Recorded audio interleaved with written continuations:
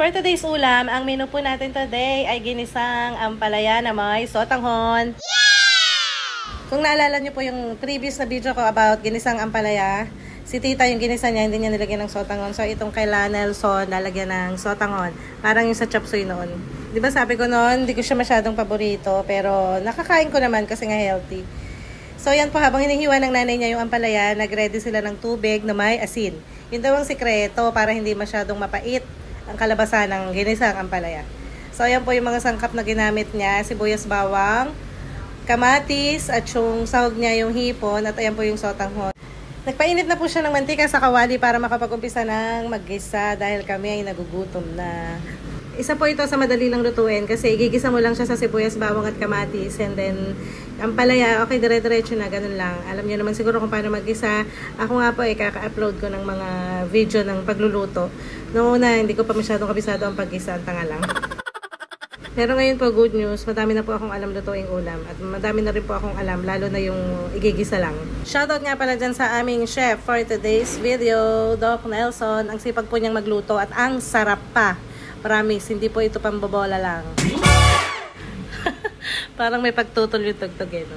Ayun, pag ginigisa na niya, antayin niyang madurog yung kamatis. Pag medyo durog-durog na yung kamatis, lalagay na po niya ang hipon. Hipon po yung pinanahog nila dun sa ginisang ampalaya nila. Pwede rin naman po diyang tokwa, pwede rin pong baboy.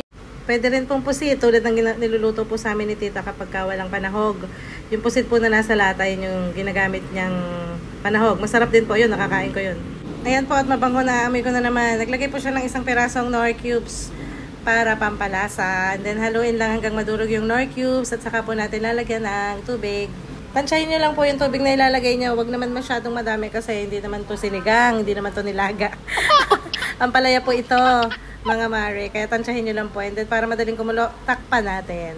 After 5 to 7 minutes ay kumukulo na nga po. So buksan na natin para ilagay na natin yung twist, ang sotanghon. Wow! Ba't nga ba sumasarap ang mga gulay kapag nilalagyan ng sotanghon? Hindi naman siguro sa sumasarap, pero talagang gusto lang natin ng pansit.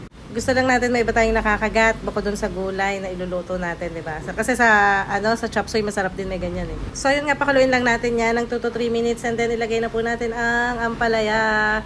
Yung ampalaya po na yan, yung binabad natin kanina sa tubig na may asin para hindi siya ganun kapait. At isa pa daw yung paglagay ng ampalaya, wag masyadong hahaluin. Isa pa daw yan sa secret para hindi masyadong mapait. Tignan mo, hinawi-hawi niya lang, pinagpantay-pantay niya lang, pero hindi niya hinalo. Papakaluin lang ulit natin yan ng mga siguro 2 to 3 minutes at pag kumukulo na, lalagyan na niya ng pamintang durog para timplahan na po yung ating ulam. Next po ay patis. Tansyahin nyo lang din, baka sumobra ang alat. Pag sobrang dami, okay lang matabang, madaling mag-adjust, pero pag maalat ay sakit sa bato ang aabutin. Saka syempre hindi makakain yun pag sobrang alat. Naglagay din po siya ng isang maliit lang na kutsara or kutsarita na asukal, pang balanse lang dun sa timpla niya kanina, kung medyo napaalat yata. And then next po ay bechin. Yan naman pong bechin ay optional lang. Kung gusto nyo lagyan. Kung hindi naman, pwede namang hindi na. Dahil masarap naman na yan. Hintayin lang po natin yung kumulo. At syempre, tikman natin kung anong kulang sa lasa.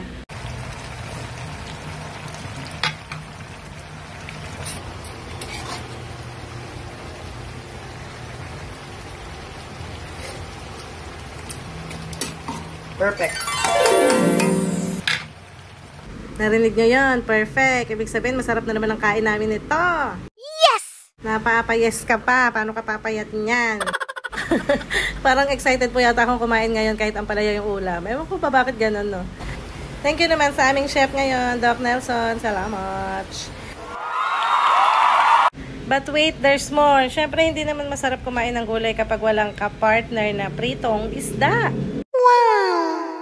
Magpiprito po tayo ng tamban. Tamban nga ba tawag dyan or ano? Sinilyase. Basta yun eh, yung madaming tinik. Pero masarap po yan. Masarap yung laman yan. At dahil alam kong nagugutom na rin kayo, ay pabibilisin ko po ang pagpiprito. Charan! O diba magic luto na. Ito na agad sa mesa. So kakain na po kami. Inggit kayo. Ikakain ko na lang ulit kayo mga mare. Thank you Lord sa lahat ng blessings. Yun lamang po for today's video. Bye-bye!